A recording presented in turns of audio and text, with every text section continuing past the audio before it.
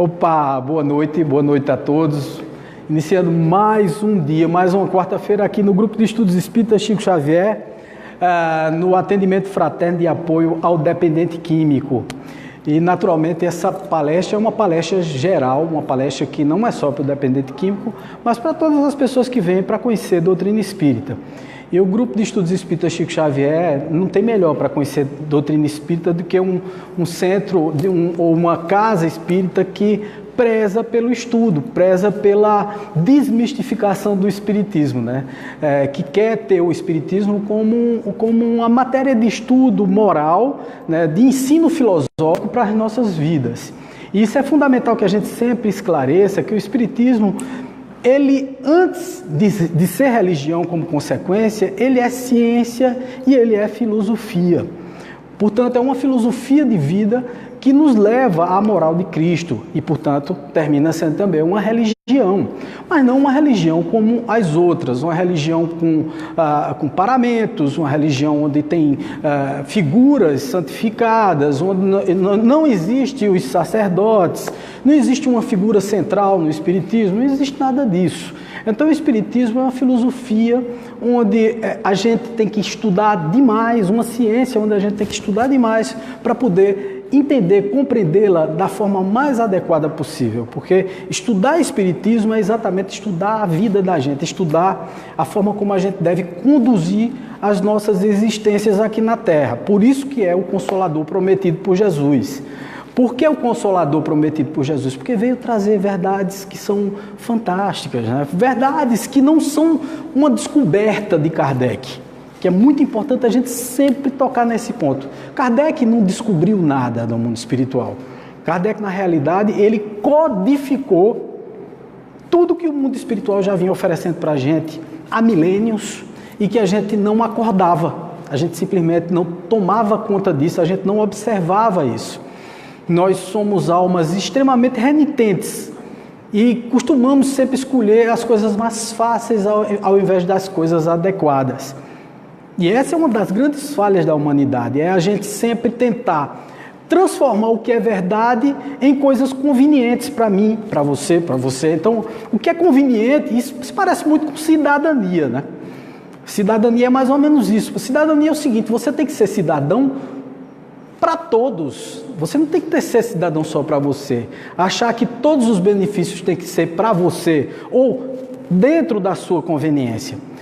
Ser cidadão é exatamente achar que o bem comum é que é o bem, e não o bem próprio, o bem da tua família, o bem do teu filho, o bem do... Não, é o bem comum, como o próprio nome diz. Mesmo que esse bem comum não seja um bem diretamente proporcionado ao teu parente, ao teu filho, ao teu irmão, ao teu pai. Não, é o bem comum. Tá certo? Como o próprio nome diz. Então o Espiritismo veio trazer exatamente o cristianismo puro de volta. E como cristianismo puro, a gente tem que começar com uma prece hoje, tá certo? Porque deu exatamente às 8 horas, eu sempre faço esse preâmbulo para chegar às 8 horas e para testar também a nossa transmissão ao vivo. E essa prece é fundamental, porque ela abre a nossa capacidade de percepção e faz com que os espíritos venham dar apoio à nossa reunião, ao nosso horário e nos intuir, dar intuição, né? Transmitir coisas positivas e lembrar a gente muitas vezes de coisas que a gente precisa se lembrar para poder passar aqui, porque é fundamental. Então vamos fechar os nossos olhos, vibrar positivamente.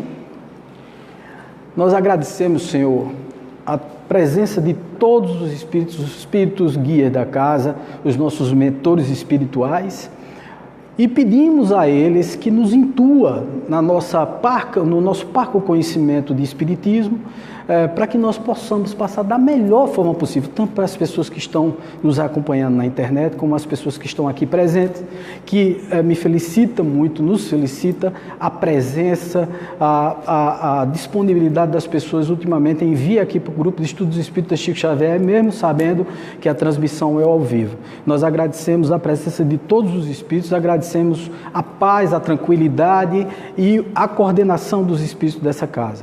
Que assim seja. Bom, hoje nós temos um tema que é aquele tema que a gente costuma dizer que é assim, extremamente palpitante, porque é muito difícil de se praticar. Mas muito difícil mesmo, porque toca com um ponto básico dos nossos defeitos, né? Que é o orgulho. O orgulho, eu acho que é uma das maiores chagas da humanidade. Ser orgulhoso, né? Ter esse orgulho exacerbado dentro de si, termina nos levando a certos caminhos que não são caminhos lá muito bons. E nos afasta de uma das maiores virtudes que nós deveríamos ter, que é exatamente o perdão. O perdão, o perdoar é divino. Perdoar é fundamental para a nossa vida. A gente primeiro se perdoar, porque tudo começa com você. Né? Muitas vezes a gente não se perdoa de muitas coisas, e aí como a gente não se perdoa, termina não perdoando o próximo. Termina não fazendo essa ponte. E a nossa falta do perdão de si é exatamente pelo excesso de orgulho que nós temos. Nós somos tão orgulhosos, mas tão orgulhosos, que não reconhecemos que podemos nos perdoar. Veja, primeiro. Então, muitas vezes, a falta de perdão que eu dou ao outro é exatamente a falta de capacidade que eu tenho de me olhar no espelho e dizer assim, poxa, tá bom, né? Tá na hora de se perdoar, tá na hora de se permitir de ressignificar a vida. Dar um outro significado à nossa vida. E muitas vezes essa questão do ressignificar bate muito na nossa cabeça. Ultimamente tem sido muito usado pelos palestrantes de autoajuda, né? E nós no Espiritismo não trabalhamos com autoajuda, nós trabalhamos com a ajuda de si próprio. Então, que é exatamente, quanto mais a gente se conhece e conhece as verdades, mais a gente se liberta de certos vícios, certas falhas, certas maniazinhas, né, costumes que são arraigados, interiorizados em nós e que nós achamos assim, valorizamos tanto. É muito interessante que muitas vezes a gente até valoriza os defeitos. Valoriza, vocês querem ver uma coisa? No dia a dia a gente vê uma pessoa fazendo uma coisa bem errada com outra, aí diz assim, provavelmente ela merece. Você não sabe da história, você não conhece nada. E nós espíritas ainda temos essa visão. Porque como nós temos a visão de que tudo que a gente planta nessa vida a gente colhe, a gente acha que o outro sempre está colhendo. Mas às vezes o outro não está colhendo. Lógico que ninguém é vítima nessa terra. Uma frasezinha que eu sempre repito aqui, que Dejan sempre diz também, que é assim, pode existir muita injustiça na terra, mas injustiçado nenhum. Não existe nenhum injustiçado aqui vivendo nesse planeta. Todo mundo tem exatamente a cruz que deve carregar. Nós carregamos nos ombros a cruz que nós podemos carregar, no peso certo, exato, na medida certa, mas não tem jeito. É exatamente o que a gente precisa para poder se consertar. Muitas vezes a gente se maldiz, a gente se olha e se acha extremamente coitadinho por tudo. Ah, não, eu sou assim, o mundo não é bom. E aí o Deus entra como o atroz, aquele vingativo, né? Não, isso aí Deus é quem quer, Deus castiga. Deus não castiga ninguém. Você se castiga. Sua consciência lhe castiga. É você quem se castiga, não é Deus. Por isso que muitas vezes a gente pede perdão a alguém e continua com a sensação de não ter sido perdoado, mesmo o outro perdoando. Porque é consciencial. O outro não te dá o passe. Uma coisa muito interessante que aconteceu comigo, gente, mas muito interessante mesmo, foi que eu fui pedir perdão a uma pessoa para abrir, porque não tem aquela coisa, não existe aquela amizade, mas você nunca fez uma coisa diretamente àquela pessoa, de mal. Você nunca fez nada com ela, mas você pode ter sido omisso, você pode não ter praticado alguma coisa boa para ela.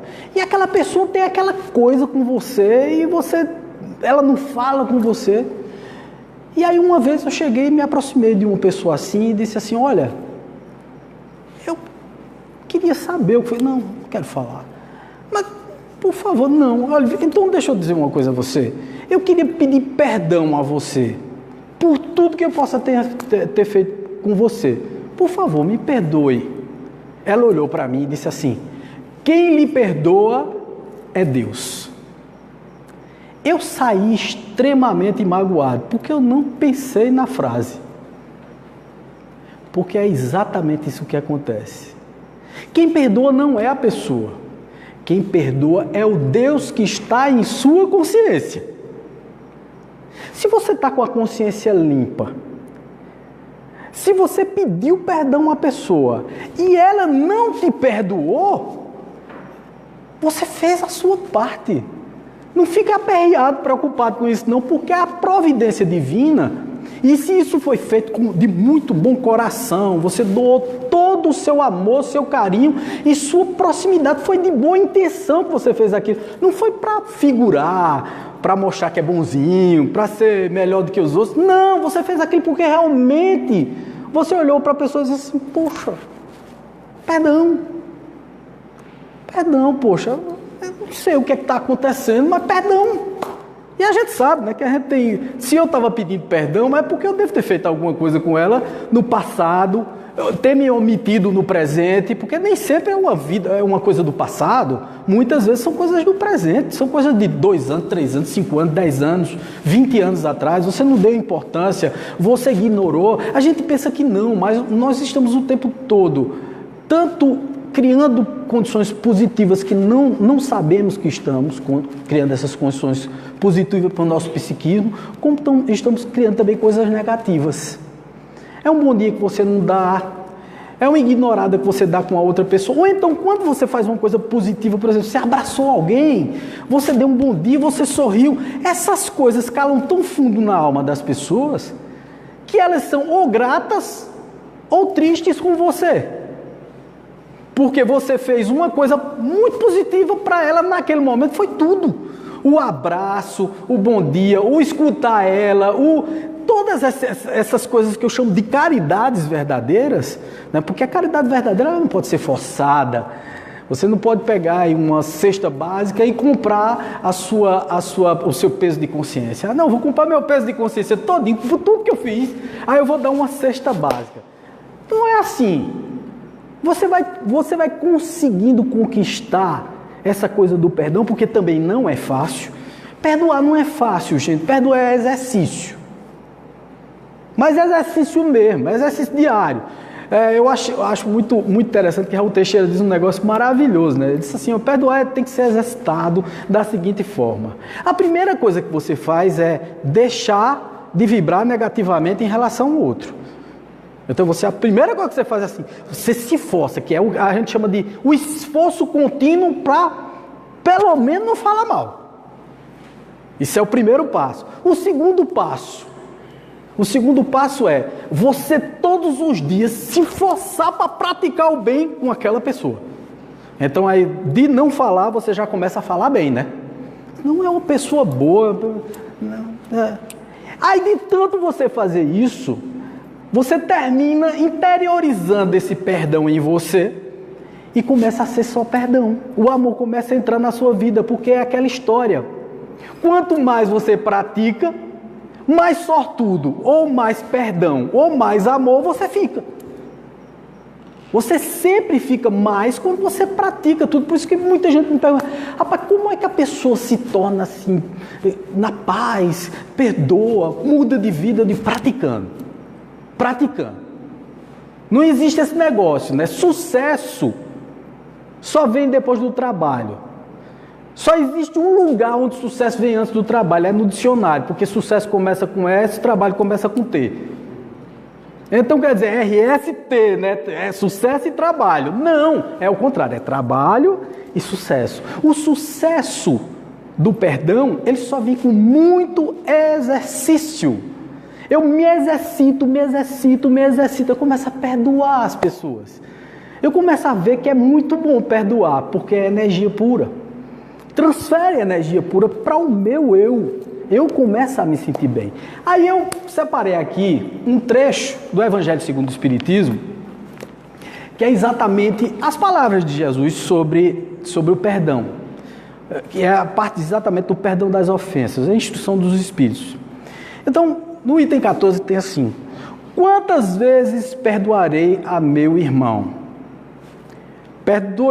Perdoar-lhe-eis não 7 vezes, mas 77 vezes.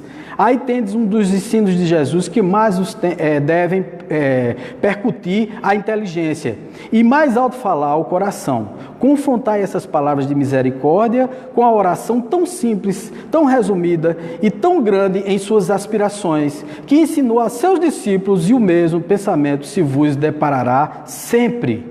Ele, o justo por excelência, responde a Pedro: perdoarás, mas ilimitadamente. Perdoarás cada ofensa tantas vezes quanto ela for feita. Ensinarás a teu irmão esse esquecimento de si mesmo, que torna uma criatura invulnerável ao ataque, aos maus procedimentos e às injúrias. Serás brando e humilde de coração, sem medir a tua mansuetude. Farás, enfim, o que desejas que o Pai Celestial por ti faça.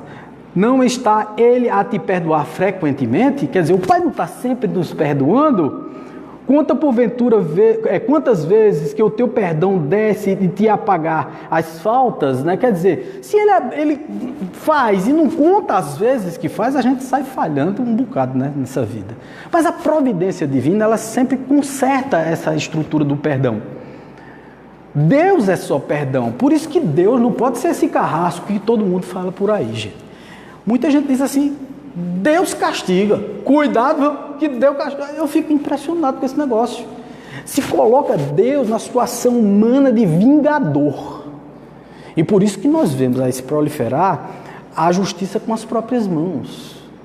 Nós estamos vendo, sei lá, dioturnamente, pessoas vibrando com a violência. Ah, não, olha, ele fez não sei o que, ladrão bom é ladrão morto. Nunca queira isso. Porque se o bicho é ruim, vivo, morto, meu filho, desacuenda. A coisa aumenta em termos de potencial. Lógico, ele está livre da carne, do corpo, ele pode fazer o que quiser. Ele atua nas vidas das pessoas que ele quer, de forma extremamente pesada. E aí vem outra frase lá, os espíritos influenciam em nossas vidas, tem lá no livro dos Espíritos. Se mais do que imagineis, eles estão sempre influenciando em nossas vidas, por bem e por mal, gente. Depende da nossa sintonia vibratória, depende da forma como nós vibramos no nosso dia a dia. E aí você veja como essa questão do perdão ela é fundamental. E muitas vezes você diz, quer dizer, Wagner, que a pessoa que disse assim, Deus é quem te perdoa, estava certa. Certíssima. A partir daquele momento, juro a vocês, mesmo revoltado, eu me libertei. Eu me senti descomprometido com aquilo. Você está entendendo? Lógico que eu sinto aquela incômodozinho de vez em quando. Eu digo, mas rapaz, porque a minha vaidade de ser perdoado, aquela coisa que a gente, né, aquela coisa romântica, meu Deus, seria tão bom se nós nos dessemos as mãos, nos abraçássemos, e fantasticamente ela olhasse para mim e disse assim, olha, eu lhe perdoo, né? Isso é romântico, né? Isso é romântico. Então você sonha com isso, que essa coisinha lhe incomoda. E lógico que o teu perdão não apaga a ofensa que você fez. Mesmo que a pessoa lhe perdoe, não apaga a ofensa, porque a ofensa está a nível de consciência. Está dentro da tua cabeça, não está fora. Não é Deus que tem um tribunal que vai te julgar. É o tribunal da tua consciência. É você quem diz a você quando você estiver perdoado. Por isso que nós reencarnamos e pedimos sempre, sempre para vir. Por favor, me deixe ir. Muita gente diz assim, não, essas coisas boas que vocês dizem no Espiritismo, eu só vou deixar para fazer quando eu vier na próxima encarnação. Gente, é tão difícil reencarnar que vocês nem imaginam. Vocês sabem quantos espíritos tem lá para vir para cá? Se nós temos 7,5 bilhões de habitantes no mundo, nós temos 28 bilhões de espíritos para reencarnar. Todo mundo na filinha, doido para vir. dizendo, pelo amor de Deus, deixa eu resgatar, deixa eu vir, deixa eu ir lá para pedir perdão, para me consertar com as pessoas que eu fiz mal, para corrigir os meus erros, minhas faltas, por favor, deixa. Aí você diz, mas a espiritualidade devia deixar, né, Wagner? Não, é o seguinte, é que as coisas não funcionam assim, não é só sua mente, e é do outro que você ofendeu. Existe um livro, me parece que é no Ação e Reação mesmo, em que o espírito procura por 20 anos o que foi ofendido e ele não consegue achar. E aí o espírito amigo chega para ele e diz assim, eu não me recordo bem qual é o livro, mas tem essa passagem, eu vou trazer para vocês na próxima vez. E que aí o espírito amigo diz assim, olha, veja, faz parte dessa prova dele. Ele está aqui procurando há 20 anos. Essa dificuldade para a reencarnação é para ele dar valor à reencarnação que ele teve, que não conseguiu consertar. Então, quer dizer, é fabuloso tudo o que acontece com a nossa vida. Gente, eu pude fazer um teste na minha própria vida. Eu tive uma prova de fogo na minha vida. Uma prova de fogo. Eu passei 50 anos para aprender. Veja, metade de um século eu passei para aprender que eu não devia fazer aquilo que eu estava fazendo. E eu já era espírita, viu? Eu sou espírita, eu já disse isso aqui para vocês. Eu era espírita desde 1988. Quer dizer, são 30 anos de espiritismo. Mas mesmo assim eu não tinha me convencido. Porque é o seguinte, ser espírita por convicção e estudo é uma coisa. E ser espírita de boca para fora é outra. Ser espírita por convicção é você introjetar o conhecimento espírita e a moral espírita e desenvolver isso dentro da sua mente e fazer com que todos esses conceitos fantásticos, maravilhosos, aflorem, saiam de você, transbordem de você. É querer melhorar, querer sair dessa. Todo mundo sabe aqui a minha história, ou pelo menos a maioria das pessoas sabe a minha história, eu era um alcoólatra. Eu tive uma alta depressão, quase me suicido. Não me suicidei porque, graças a Deus, eu tinha uma base espírita. E eu disse, não adianta me matar, porque se me matar eu vou estar lá pior do que aqui. Com um nível de depressão muito mais alto, tendo uma consciência e rememorando todas as besteiras que eu fiz às outras pessoas lá no mundo espiritual. Vixe, já pensou? Você lembra? Vê, aqui a gente não lembra e tem um peso de consciência miserável. Imagine você no plano espiritual com plena consciência, porque é assim, gente, se a gente for comparar o nível consciencial, encarnado, 20% de nível de consciência, desencarnado, 80% de nível de consciência. O que significa que você lembra todas as besteiras que você fez, pelo menos umas 3 encarnações. O desmantelo é grande, porque veja só, se você se sente muito mal com as besteiras que você fez aqui, que pode não ter sido besteira, mas você, se eu pensar mesmo, meu Deus, o que foi que eu fiz de tão errado na minha atual existência? Nada tão errado, nada que todo ser humano não faça. Por exemplo, se entregar ao vício do álcool, ser egoísta, ser invejoso, essas besteirinhas, né? Ser arengueiro, pouco prestativo, né? Impaciente, irritadiço, todas essas coisas que, Wagner, você venceu. Não, tem tudinho. Mas como disse o Dr. Bezerra de Menezes, né, o importante não é a coisa do teu problema, é teu problema e estar com ele e não desistir deles. Não desistir das falhas, dos defeitos que você tem. O grande lance é a gente ter o problema, reconhecer que tem e ficar tentando se distanciar dessas coisas, tentando sanar esses problemas, tentando consertar esse processo todo. É assim que funciona a busca pela mudança pessoal, a transformação íntima, a melhoria que cada um deve ter para poder evoluir. Nós estamos aqui na Terra para evoluir. E ninguém é ruim, tá? Ninguém é ruim. Deus, Ele diz, né? Ou Jesus disse, Deus, Ele ama um micróbio igualmente ao mais alto anjo, ou grau de anjo da terra. Anjo, que ele quis dizer, é anjo em termos de espírito superior. Então ele ama os dois de forma igual, idêntica, que são criações dele. Mas nós percebemos o micróbio não, mas o micróbio vai chegar a perceber. Então para ele já percebe. Deus fez tudo muito perfeito. E uma coisa que foi milagrosa em nossa vida foi exatamente nos dar consciência e livre-arbítrio. Nós só fazemos aquilo que queremos fazer. Não venha me dizer que alguma coisa lhe domina. Nada lhe domina. Se você quiser, você não é dominado. Eu simplesmente cheguei em frente do espelho um dia e disse: ou vai ou racha. Ou tu muda ou tu morre. Escolhe aí.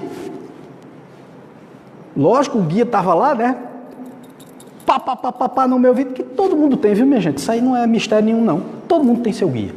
Todo mundo tem seu guia. Você, quando vai fazer uma besteira, o guia chega para você e, em termos de pensamento, de noções, os sentimentos, sensações que você tem, você começa a receber aquela piscadazinha no ouvido. Ei, tá errado, viu? Tá fazendo besteira, viu? Vai fazer porque quer, viu? Mas você vai e faz, porque você ignora a vozinha. Você ignora essa sensação. Mas nesse dia, o meu me fez olhar para o espelho, ver a desgraceira que eu estava. E disse: mas olha tu aí no espelho, nego, velho. Vê que tristeza, que pessoa é essa? Tu não está tomando conta de si, não toma conta do teu filho, da tua esposa, da tua vida. Tu está bebendo até morrer, tu está depressivo. Vai morrer, meu filho. Vai morrer. Não vai mudar, não. Eu ainda relutei, ó. Fui beber nesse dia. Aí fui beber. Bebi. Aí bebo não tem noção de nada, né? Então eu cheguei ali num bueiro que tinha e fui urinar. O bueiro não tinha muro. Eu tombei e caí dentro do bueiro, de cara. Mas o bueiro tinha 1,5 m. Eu podia ter me quebrado todo, ter morrido da queda. Veja, um bêbado não tem reflexo nenhum. Caí, fiquei todo ensanguentado, sujo de lama. Olha, você sabe o que é cair na vala para poder aprender? Eu não estou dizendo que nem o Espírito me empurrou, não, sabe? Mas eu merecia esse empurrão. Se eu tivesse empurrado, eu tinha merecido. Aí passou 2 caras num mototáxi. Pararam a mototáxi, por milagre, porque eu não conseguia me levantar. Era a lama passando por cima de mim e eu sem conseguir me levantar. O cara que veio antes, que passou, que viu que alguém tinha caído ali. Ele parou e foi olhar. Estava eu, meio desacordado, tonto, completamente embriagado. E aí o cara me deu a mão e me tirou dali. Aí disse: meu irmão, o que é que você está fazendo com a sua vida? Essa foi a primeira lapada. Aí parou uma outra mocinha de moto. Me abraçou. Eu todo melado de lama. E ela disse: o senhor não merece estar assim. Não é o senhor, não. Vamos que eu vou levar em casa. Eu fui.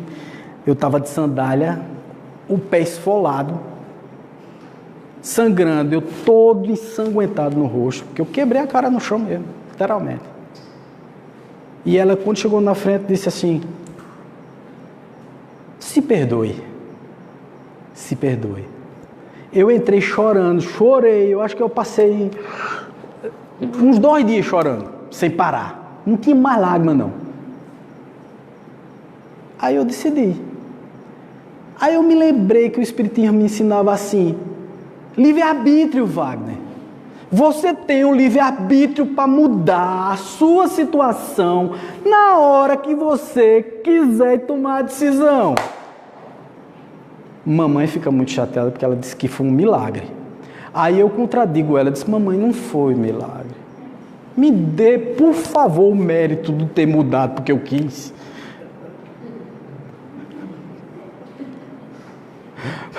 O milagre, mamãe, foi Deus ter me dado o livre-arbítrio e a consciência para eu mudar. Esse foi o milagre, de ter tocado, eu ter tocado na minha própria consciência, que foi a providência divina que me deu. Puf! E deu quando eu nasci. Eu podia ter me consertado desde cedo, mas eu esperei cair num bueiro cheio de lama para tomar consciência de que eu estava na vala e que eu devia me conscientizar que era alcoólatra. Você é alcoólatra, meu amigo. Você não pode beber um copo, porque eu ficava insistindo. Eu ficava dizendo assim: eita, eu posso tomar um copinho, eu me controlo. Controlava nada, eu tomava um copo, tomava um caminhão. Bebi até me atolar. Então, quer dizer, esse processo de se perdoar é essa ressignificação da vida. A nossa vida precisa ter um outro significado. É como se você pegasse assim um mata-borrão e rasgasse. Isso aqui não tem mais, não existe isso mais para mim. Olha, na hora que você decide disso, é uma mudança tão forte, psíquica, que a vida começa a lhe dar coisas positivas. A cada passozinho a mais que você dá em direção ao bem, às coisas boas, né, aos bons costumes, a deixar sua vaidade, o orgulho, o egoísmo que você tem, porque isso é uma batalha diária, viu, gente? Você não, e conseguiu, pronto, resolveu o problema. Não! Vez por outra, quando eu saio do trabalho, aí sai por ali, não sei o que, dia de sábado, um sol danado, no meio do quengo, veio um homem velho. Eu digo: eita, uma cervejinha gelada agora, hein? Vem um homem velho. Não é influência espiritual não, viu? Esqueçam isso. É influência pessoal, minha comigo mesmo. Eu que sou um ser humano, falho como todo um outro. Todos nós temos esse problema. Aí eu me lembro da tristeza do bueiro. E me lembro da clínica que eu fiquei internado, onde tinha 8 pessoas comigo em bicamas, dentre eles esquizofrênicos, pessoas que já tinham assassinado o outro e que a qualquer momento podia cortar com um pedaço de vidro e tal. Só para vocês terem uma ideia, nessa clínica não tinha espelho, porque o espelho podia ser quebrado por alguém, ou ele matar ou se matar. Eu via zumbis dentro da clínica, né? Pessoas que andavam assim, de tão drogados. Drogados, que eu digo drogados pelos calmantes, né? Pelos medicamentos fortíssimos que tomavam. Eu vi quando uma criatura lá foi inventada, porque tinha essa coisa assim: vai pro dentista, aí eles juntavam um monte de doidinho numa van, e traziam para cá, para a rua, para ir para o dentista. Um desses doidinhos inventou de correr, de fugir. Fugiu, rapaz. Olha, a clínica se empenhou todinho, uns guarda-roupa do tamanho do mundo, para procurar esse cara. Quando pegaram ele, pegaram como se fosse um marginal, né? Botaram ele dentro do carro, menino. Botaram um negócio dentro da boca dele para ele não gritar. Amarraram a mão, tipo uma camisa de força, com uma fita. Esse cara chegou, quando eu vi esse cara chegando na clínica, que ele desceu gritando, eu disse: esse não é o lugar não para mim. Eu tenho que sair daqui, meu amigo. Aí primeiro eu me revoltei, depois caí no bueiro. Aí depois, todas as vezes que eu penso, eu digo: Jesus, que cerveja que nada. Eu quero lá saber disso mais, meu amigo. Bom é tomar água, porque não me traz essa agonia, essa recordação horrorosa. E muitas vezes, muitas pessoas falam: Wagner, esquece isso. Nunca quero me esquecer, porque é a lembrança dessa tristeza que eu passei, dessa agonia que eu passei, que me faz ser firme no meu propósito, que me faz vir para o centro, tentar resgatar essas pessoas que estão vindo aqui, porque eu não quero que aconteça com elas o que aconteceu comigo. porque é fatal. Vai acontecer. Mais cedo ou mais tarde, vai acontecer. E segundo Dejan, tudo nessa vida tem jeito. De um jeito ou de outro. Quer dizer, para mim tinha jeito de todo jeito. Ou eu melhorava ou morria. Desencarnar também é um jeito. Mas aí eu não estava afim de desencarnar agora. Eu digo, não, eu quero ficar mal uma coisinha. E eu quero ver se resgata as broncas, as coisas que eu fiz. O egoísmo, a falta de humildade, a brabeza que eu tinha. Eu preciso resolver isso antes de ir. E eu preciso também ajudar, tentar fazer com que os outros não façam a mesma coisa que eu fiz. Porque me dá agonia só de sentir que alguém pode passar por isso. Eu olho e não vai não. Mas não tem gente que quer ir, né? Tem gente que não quer se ajudar, que não se perdoa. E num processo de não se perdoar, não perdoa ninguém, continua no mesmo vício, e essa estrutura psíquica, que ela é viciosa, ela é rotativa, ela não para na tua cabeça. Se você continua no mal, isso se parece, lógico que o mal é muito pior, porque quanto mais você pratica o mal, mais mal aparece para você praticar. Já o bem, você tem que procurar o bem para fazer. O bem é uma procura, uma busca, você tem que ir atrás, né? Você tem que exercitar todos os dias. O mal não, o mal está aí. É fácil fazer o mal, é fácil se omitir. E sem contar que quando você fica bebendo, feito você está contando aí, eu não sabia, eu vim descobrir isso no centro. Cada coisa que a gente faz, aquela bebida, a gente está se suicidando. Eu não sabia. É um suicídio.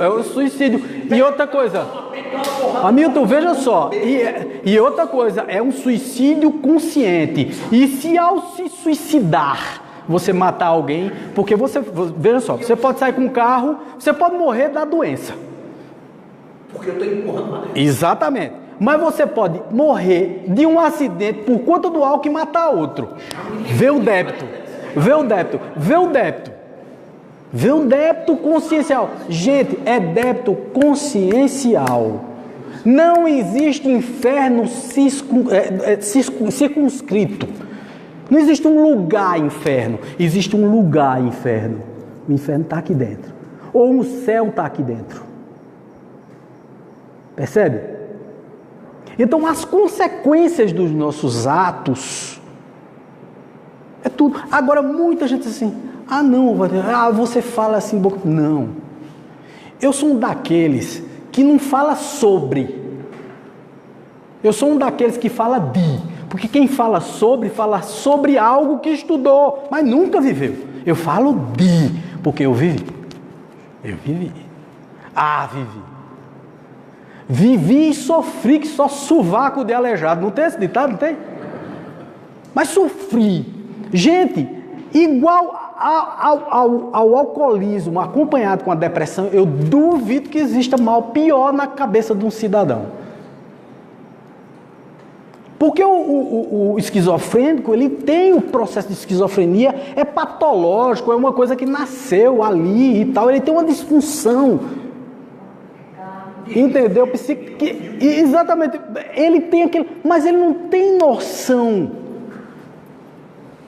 Já o alcoólatra e o depressivo, ele tem total noção, se descortina para ele um mundo de desgraça, tudo que tem de ruim, por conta das descompensações químicas dentro do cérebro, você começa a perceber que tudo é ruim, nada é bom. Aonde você senta não está bom, se você está em pé está ruim, se você deita está ruim, se você pensa está ruim, se dorme, ruim. Por isso que tanta gente se mata, porque é insuportável. Olha, só sabe quem é o que é depressão? Quem passou por depressão. Porque é tão indescritível, não dá para descrever o processo depressivo, de tão ruim que é. Mas só que é assim, o álcool leva à depressão. O álcool é uma droga lícita depressiva. A maior prova disso é que quando você toma uma carraspana bem grande, no outro dia você amanhece com uma ressaca moral monstruosa. Você não sabe nem o que fez. Às vezes você não fez nada, mas só o fato de você ter bebido exagerado, você diz, meu Deus, aí você passa aquela agonia. Bom, sabe o que é que acontece? Você vai bebendo, piorando aquilo, bebendo e piorando. Aí vai aumentando a depressão, aumenta até que chega na depressão morre.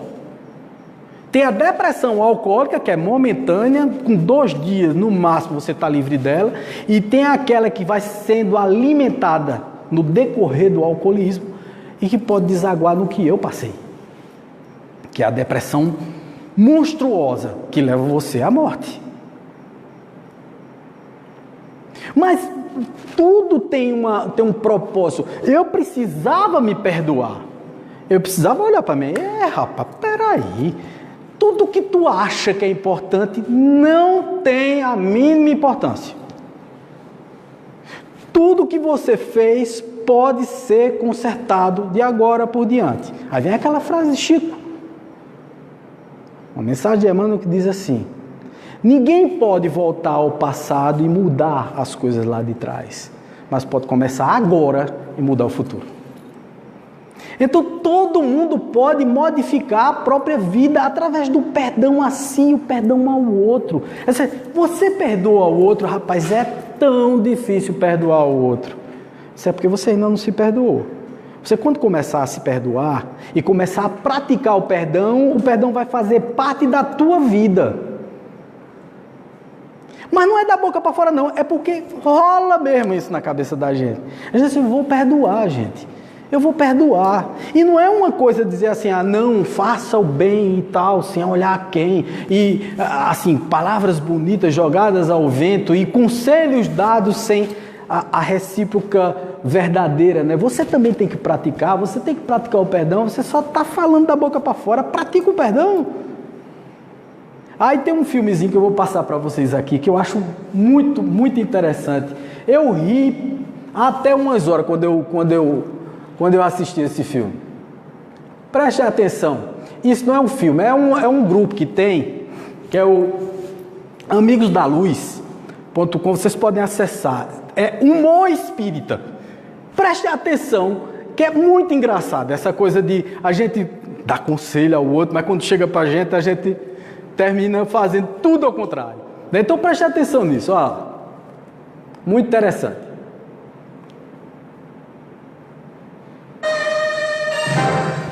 Eu tô com um problemão, eu não sei nem como é que eu vou te contar isso. Ai, amiga, será que não é você que não tá conseguindo enxergar as coisas direito? Como que eu não tô enxergando? Eu tô vendo tudo claramente, não tem jeito. Amiga, às vezes a gente fica tão obcecada com o problema que não consegue enxergar a solução que tá na nossa frente. Mas eu não sou assim, amiga, eu não me desespero fácil. Quando vem o problema, eu primeiro paro, respiro, depois eu começo a buscar as alternativas. Alternativa. Aí que eu vejo o problema.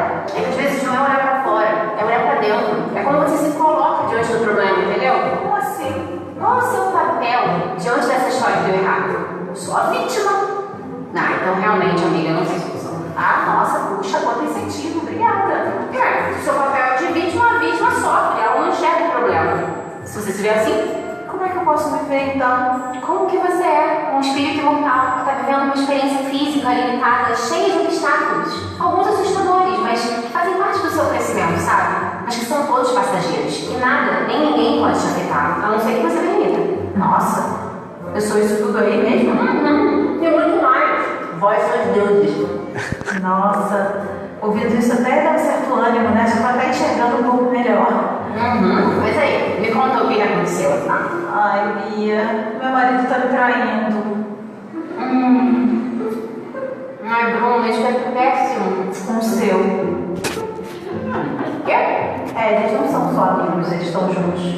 Mas olha só, nós somos espíritos imortais, a gente é muito mais do que isso, né? Então vamos sentar, vamos conversar, resolver. Vamos conversar sim. Eu vou pegar o César e ter uma conversinha com ele.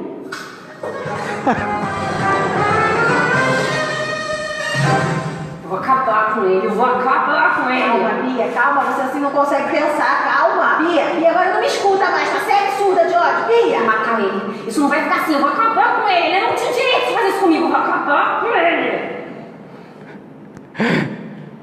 O interessante é que ela depois, além de estar cega, ela fica com ódio, né? De tudo. É muito interessante isso, porque a gente tem essa coisa, né? Nós somos Deus, nós somos partículas de Deus. Deus nos fez assim com toda a condição de criar as condições necessárias para sermos felizes. Ninguém aqui foi feito para ser infeliz. Mas se a gente começar a exercitar, a gente se torna feliz mais rapidamente. E o perdão faz parte desse processo de felicidade. Porque perdão ou não perdão é acumular lixo. Quem já acumulou lixo dentro da geladeira? Quem já fez isso, hein? Você está na geladeira, aí você abre a geladeira assim, aí tem batata passada, podre lá dentro. Não tem coisa que feda mais do que batata. Pronto, batata é o orgulho. Presta bem atenção nisso.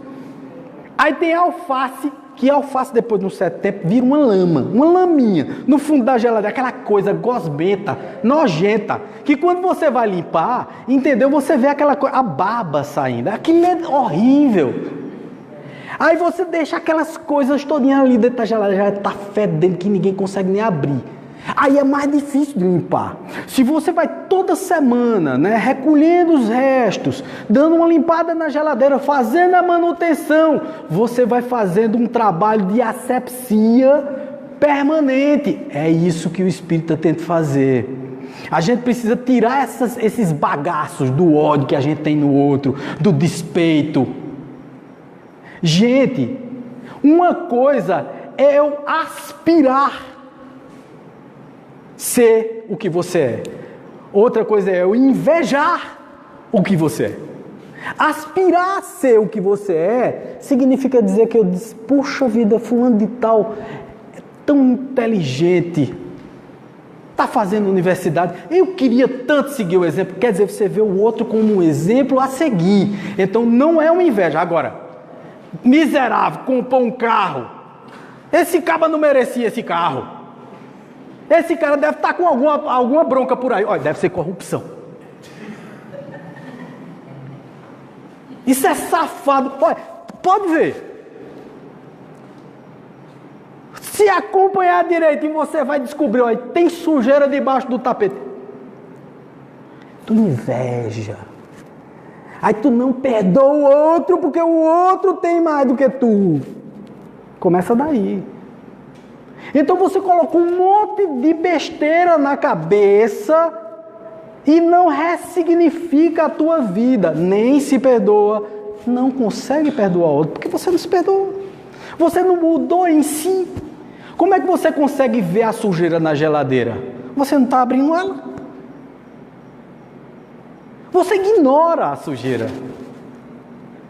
Tem preguiça de pegar um paninho para limpar, de tirar as coisas ruins, de catar tudo, levar para o lixo. Esse lixo mental é exatamente essa inveja, a vingança, a avareza, a falsidade. Tem gente que é falso, que é uma beleza, é uma coisa linda de tão falso. Miga, te adoro, miga. Quando sai que vira as costas de... Isso é uma mulher chata, feia, horrorosa. Mulher tem isso. Mulher é muito mais, mulher é muito mais. Vamos combinar. Mas homem tem também. Mas mulher tem muito. Mulher. Mas tem, Homem tá um bicho danado, né? Tá um bicho danado. Que quando se junta 4 ou 5 fora dos carros, aí começa a meter o cacete. Mas o grande lance é esse, gente. Veja, a gente sai guardando esses lixos mentais, sabe?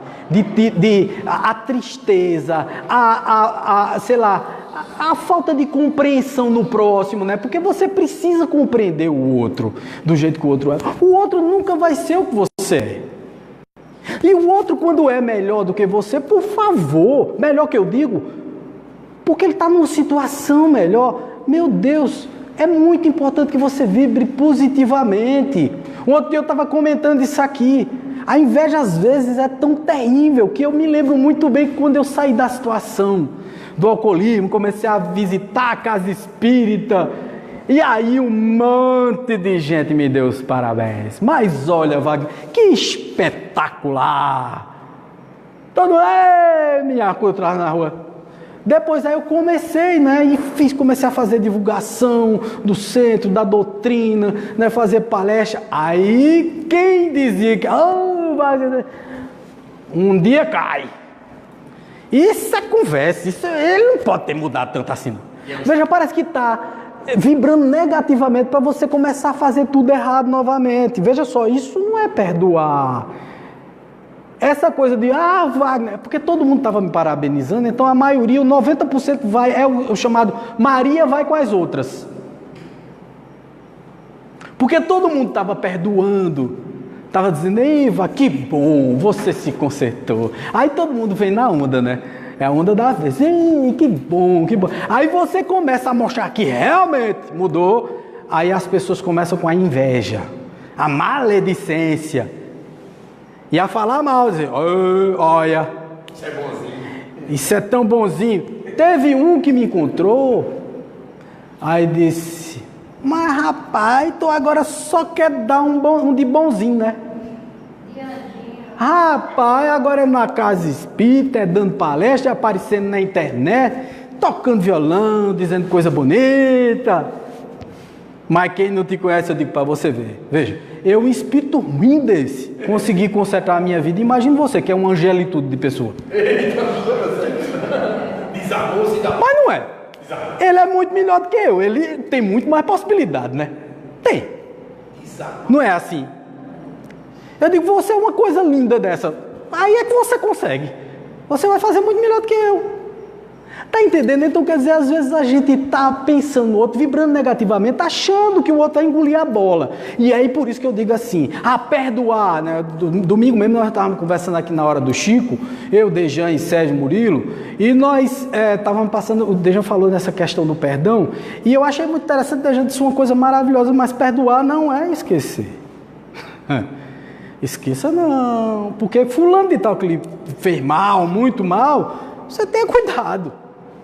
Não é se entregar totalmente, você está entendendo? Você perdoa, não quer o mal dele, você fala bem dele, você faz tudo para ele se dar bem, mas você tem sua reserva em relação a dele para você. Você não sabe o que é que está dentro daquela mente, o que é que está se construindo ali naquele processo. Você não sabe, gente.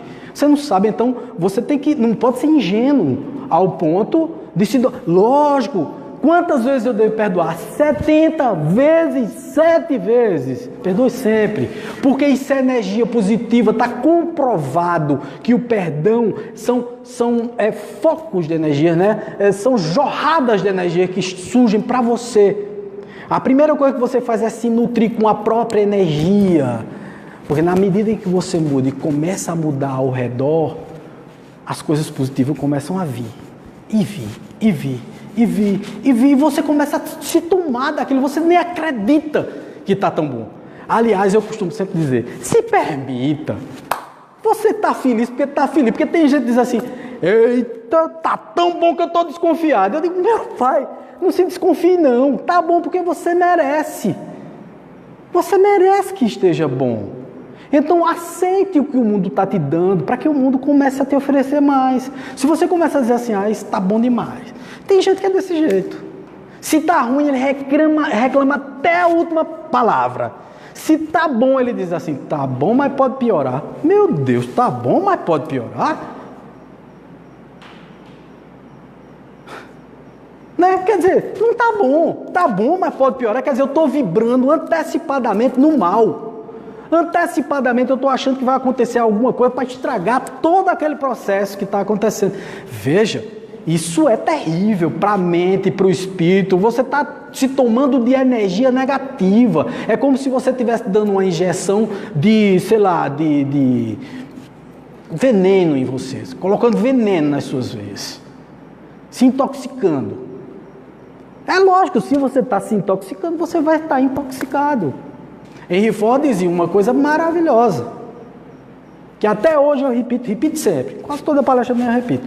Se você acha que vai dar certo, ou se você acha que vai dar errado, Dos dois jeitos, você está certo. Você está certo, sempre você está certo. Porque o pensamento é que te leva para o estado de perdão. O pensamento é que te leva ao estado de se perdoar, de ressignificar ou de significar novamente. De onde vem a palavra perdão? Perdoar é e donare. Donare é do latim.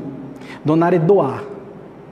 Então, pé é ir além, além daquilo. Então, é doar além. Perdonare. Então, significa que você tem que ir além. E outra coisa, não faça só aquilo, não. Ah, não, eu fui beneficiado com isso, vou dar na mesma moeda. Não, dê muito mais. Dê muito mais, não tem limite para doação. Está dentro da tua emoção, faz parte de você. Deixa fluir, gente. Deixa fluir o bem que existe dentro de você. Para que deixar fluir o mal? Para que deixar escapar coisas negativas? Você pode deixar fluir as coisas positivas da vida, né? Fluir as benesses, as satisfações, as amizades, o relacionamento positivo. Por que a gente detesta o outro, né? Eu só detesto o outro e não perdoo o outro porque não me perdoo. Quando eu detesto alguém é porque eu detesto alguma coisa que ele tem que eu tenho também, eu fico com raiva porque eu tenho, aí fico com raiva dele. Você pode notar, faça uma autoanálise. Uma das coisas mais importantes do mundo é se conhecer. Se conheça. Se conheça. E uma das coisas mais difíceis do mundo é a gente admitir o que a gente é. Eu admiti que era alcoólatra, vixe Maria, foi um sacrifício. 50 anos, pronto. Vê que besteirinha, 50 anos insistindo no negócio. Terrível isso, gente. Quer dizer, eu estava batendo na mesma tecla, porque eu achava que não era. Porque eu achava indigno isso. Medida do que eu olhei para a coisa de uma outra forma, eu disse assim, nada, eu vou ressignificar isso. A primeira coisa que eu fiz, veja, o pessoal da minha família é conhecido em Caruaru, né? Papai é advogado, tem muito tempo de advocacia em Caruaru, as pessoas conhecem ele. Meu tio Ivanildo tem a ótica ali no centro, então veja o que era que eu pensava. Eu dizia, poxa, eu vou me admitir alcoólatra, veja a vaidade, né? Vem a vaidade de você achar que é alguma coisa na vida. Isso não é nada, tu não é nada, criatura. Então foi o que eu fiz. Eu digo, para quebrar tudo isso de uma vez, eu vou fazer uma palestra, tipo uma catarse. O que é catarse? Né? Catarse, fazer uma catarse é você rever tudo, colocar para fora, externar. Foi o que eu disse. Nessa palestra transmitida ao vivo pela internet e para mais 70 ou 80 pessoas que estavam lá no estacionamento onde eu faço meus negócios e tal, que eu tenho um estacionamento aqui em Caruaru. O pátio, o local estava cheio de gente da sociedade. Eu fui lá para me confessar. Para dizer a todo mundo, olha, eu sou alcoólatra, olha, eu tive depressão, olha, eu fui interno, olha, mas eu estou aqui, sou honesto, estou dizendo a todo mundo, e agora eu vou fazer diferente. Na hora que eu fiz isso, apagou o resto, e apagou vaidade. Vaidade não é vaidade, né? Porque muita gente brinca comigo e diz, Wagner, tu é um palestrante espírita elegante, os cabas vão de camisa de manga curta, todo mal amanhado, com os cabelos assanhados, eu digo, eu não me permito isso, eu já sou feinho demais. Aí eu pego o vinho desmantelado e enfeia o mundo. É melhor vir bonitinho. Não é essa vaidade que eu falo. Eu estou dizendo aquela vaidade, né? Muita gente chegou para mim e disse, rapaz, tu agora está andando a pé. Eu digo, eu precisei pegar o dinheiro e colocar no meu negócio. Eu tive que vender o carro para botar no meu negócio. E eu ando a pé. E eu não nasci de carro, não. Eu não nasci com roda. Eu nasci com pé.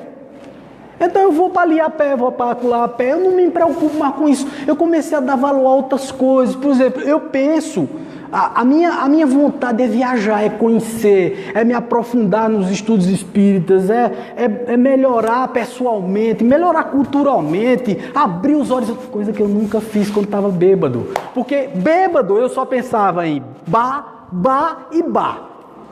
Eu não tinha outra metade. Pronto, quando chegava fim de semana eu ficava torcendo na quinta, e isso quando eu ainda estava controlado. Na quinta eu estava torcendo que chegasse a sexta para começar a tomar uma. Veja, isso é lá a propósito. Veja só. Veja, e isso é lá a propósito. Eu estou falando no começo. Aí depois que eu virei alcoólatra, não tinha mais sexta. Eu digo, eita, eu estou liberto agora. Bebo de segunda a segunda. Tá, beleza. Tá entendendo? Então foi aí que vem o vício, vem a tristeza, porque você não está se controlando, você não trabalha mais, você não tem mais responsabilidade com nada.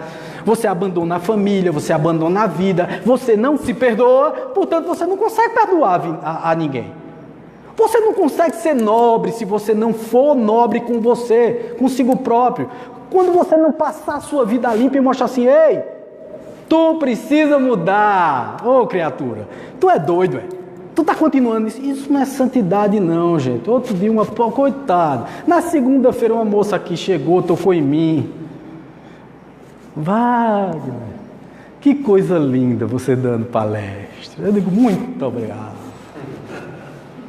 Aí ela disse, Wagner, como é que você consegue assim não se estressar? Eu olhei para ela. Ela disse, você assim passa uma paz, você vive assim sempre em paz. Eu digo, não, eu vivo sempre em guerra. Ela disse, eu digo, guerra com minha consciência, guerra para tentar me melhorar. Tu se estressa, tu não aparenta se estressar. Eu digo, estressa um pouquinho. Mas quer tudo, né? O caba entra lá no estacionamento, não quer pagar. Ele acha que é injusto pagar o dinheiro que a gente cobra. Tu acha que eu não me estresso? Me estresso porque o dinheiro vai para eu me comer, para eu alimentar meu corpo físico, para eu pagar os meus funcionários, para sustentar a família deles. Tu acha que eu não me estresso com isso? Eu entro no mundo corporal, carnal, com o mundo e todo. Minha gente, eu estou falando aqui, mas eu sei das minhas limitações. Eu estou cheio de defeito. Isso aí é o seguinte, é o cara que dá defeito. Ele precisa falar do defeito dele para todo mundo ver e dizer assim, ei, olha o cara falando do defeito dele. Eu acho que eu vou copiar esse cara, eu vou começar a falar do meu também para ver se eu me sinto assim feliz como ele se sente. Eu me sinto mesmo feliz. A outra chegou aqui e disse, como é que você está? Estou excelente. Não pode dizer que está excelente não. Eu digo, por quê? Porque senão os outros ficam com inveja de você. Quer dizer, eu vou ter que dizer que estou mal para os outros não ficarem com inveja de mim. Veja que raciocínio fantástico. Mas tem gente que sente assim dessa forma mesmo. Não vou dizer que estou bem não, nem muito bem. Eu digo que estou bem, mas muito bem não, porque muito bem é para Deus. Muito bem é para os anjos, para os santos. Pois eu estou me sentindo um anjo e um santo, porque a partir do momento em que eu tenho família com saúde, pai, mãe, irmãos, esposa, filhos, todos com saúde, eu pago as minhas contas no dia a dia, eu tenho boas amizades, eu tenho saúde, quando eu não tinha antes, eu pesava 130 quilos, hoje eu corro, eu pareço um menino de 52 anos de idade, correndo no meio da rua. Veja que beleza. Aí eu vou olhar para o espelho e dizer assim, ei, ó, vocês que disseram que eu ia melhorar, tá uma porcaria. Eu vou dizer isso, criatura. Eu só posso dizer que está muito bom, eu não posso dizer que está muito ruim. Eu preciso me perdoar e me permitir ressignificar. Ressignificar é exatamente isso. É dar um outro significado a tudo que lhe aconteceu. Aconteceu uma coisa muito ruim, mas que foi muito boa para me tirar do ruim que eu estava.